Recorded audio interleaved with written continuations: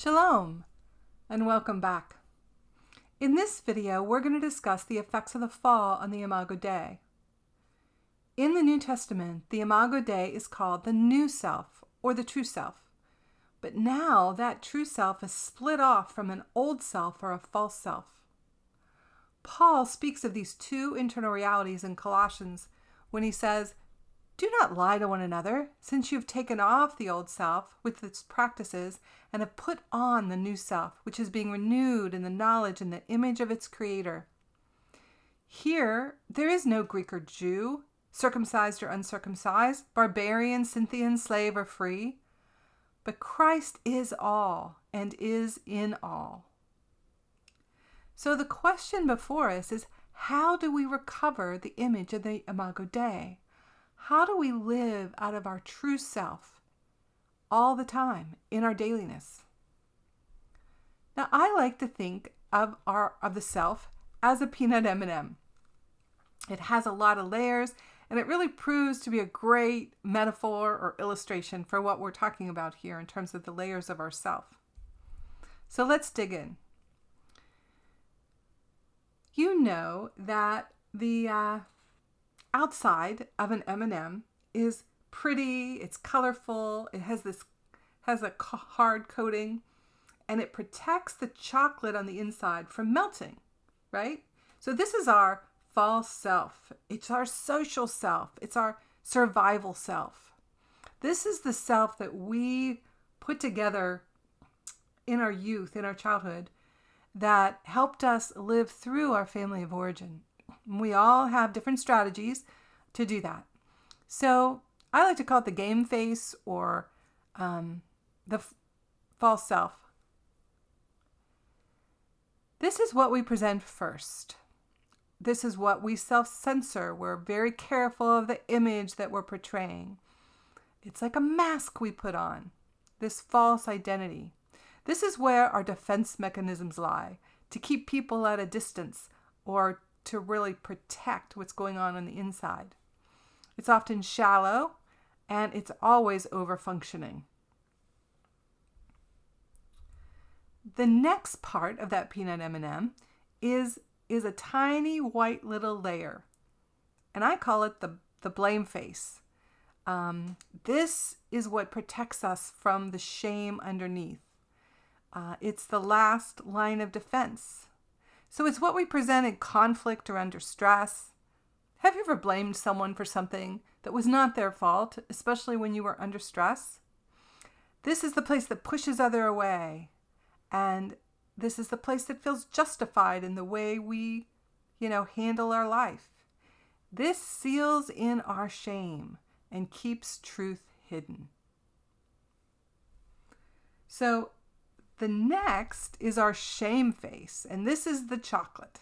This is our wounded self, and I love chocolate, so don't get me wrong, but in this illustration, it's the bad stuff on the inside.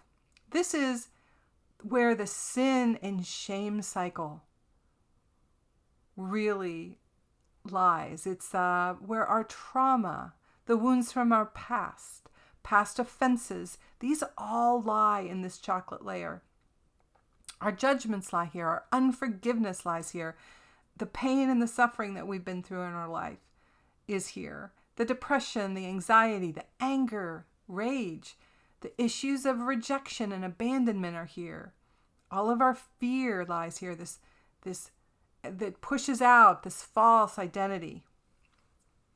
We all experience this, even those of us that were raised in loving families.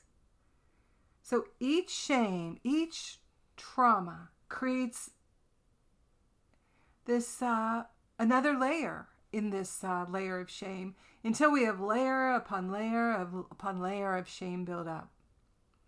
In response to shame, we build walls and we build masks because we don't want other people to see our shame. To enable us to feel we have worth in others' eyes, we project an image of perfection or an image of competence. But underneath it all, we have these walls that also hide shame from ourselves, so we can convince ourselves that we have worth in our own eyes. So these walls or these masks are our defense mechanisms. They're our judgments. These are the false beliefs about who we are and about who others are. These are our inner vows about what we will do or what we will not do. One example is anyone that's involved in the Me Too, movement. A child or a woman who's been molested often believes it was their own fault, that I deserve this because I'm bad or I have no value. So this layer takes on the shame and tries to hide it from others. So all these things make up our false self, the self that we present to the world. So this false self is the seal. It seals in the shame, the pain, and the darkness. So the peanut, which is, we're going to say it's the Imago Dei, is the true self. It's truly the only place that has any nutritional value in the peanut M&M. So it makes a good illustration there. But this is for the indwelling Christ. This is where our soul, made by God, is indwelt by God, resides. The true self is created by God. We're uniquely formed in God's image. This is the place that knows we're a child of God, that we're a friend of God. This is the place that's okay with paradox, the neither or both. This is where we know that our identity resides in Christ alone. This is where we know that we're in right relationship with God. This is where freedom lies. This is where we have God's perspective on all things in our life. This is where we know we are the beloved. So, let's look at how Paul talks about this true self. And again, we're in Colossians. Put on then, as God's chosen ones, holy and beloved, compassionate hearts, kindness, humility, meekness, and patience, bearing with one another, and if one has a complaint against another, forgiving each other. As the Lord has forgiven you, so you also must forgive. And above all these things put on love, which binds everything together in perfect harmony. And let the peace of Christ rule in your hearts, to which indeed you were called in one body, and be thankful. So for me, this is my true self checklist. Am I operating in my true self? Am I operating with compassion and kindness and patience? Am I bearing with one another? Am I forgiving? Am I putting on love? Now, there are so many phases and stages to get to the peanut on the inside, to get to the Imago Dei. This false self can sometimes be so strong that the person doesn't even appear to have a wounded self. Sometimes we've protected ourselves with such great strength that it's impossible for us to see or for others to see the wounds beneath. But they are there. And until we are willing to allow this outer coat to be torn down, we'll remain in denial, never able to receive or release the life of God from His Imago Dei. But getting there is a process, and we are all in different stages. Some of us have pretty outside coatings that are pretty intact. We have a strong false self. Some have allowed God to break down that shell, and there's a little bit of the wounded self showing.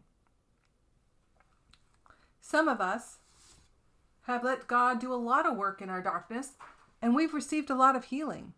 So there's a lot of peanut showing.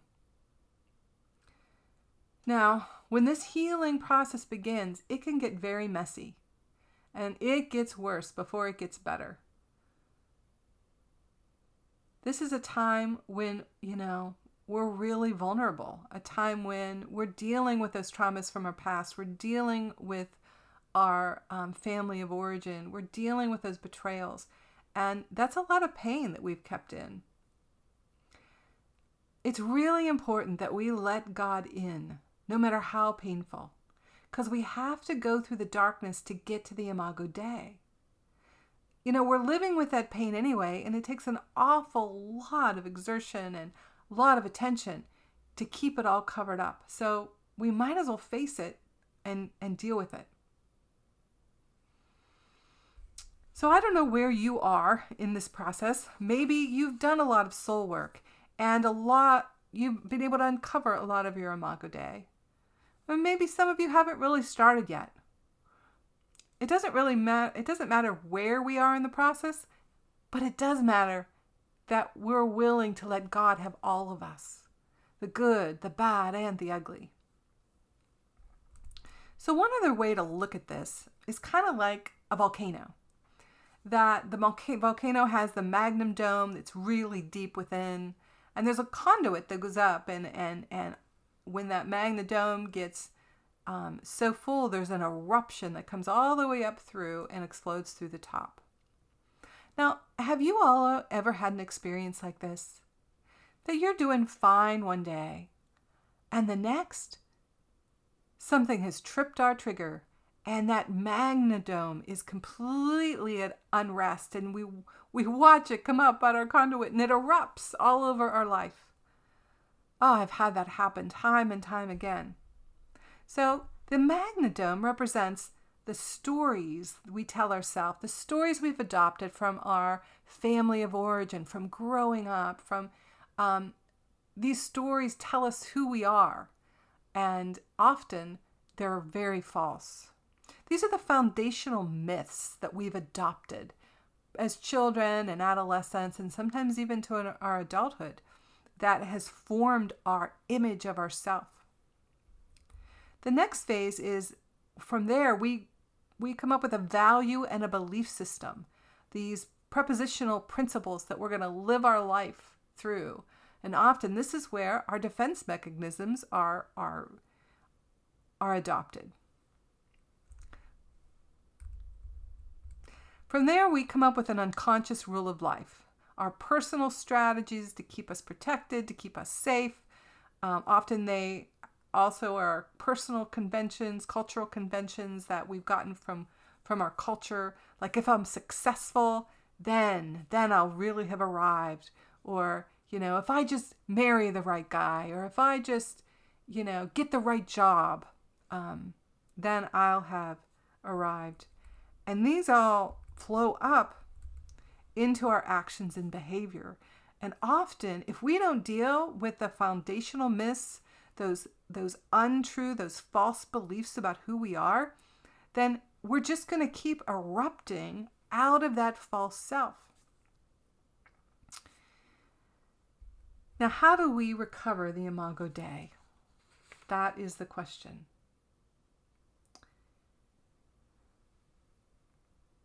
In our next video, we're going to talk about a tool, a great tool called the Enneagram, that we're going to explore together in our next video. The Enneagram can sometimes help us see ourselves more clearly. It's a tool to help us uncover the Imago Dei within us so that it can shine forth into a hurting world. And I'm going to leave you with this quote from the Immortal Diamond. Once your soul comes to its true self, it can amazingly let go and be almost anything except selfish or separate. It cannot be anything that you need it to be or others want it to be. The soul is a natural at detachment and non-addiction. It does not cling or grasp. It has already achieved its purpose in pure being more than in any specific doing of this or that. And I love this quote because the true self, made in the image of God, filled with the power of the Holy Spirit, is where we want to live. So let's explore the Enneagram and see if we can get a little more insight into ourselves, into those layers that we keep hidden, and eventually dig down into the Imago Dei. So until next time, Shalom.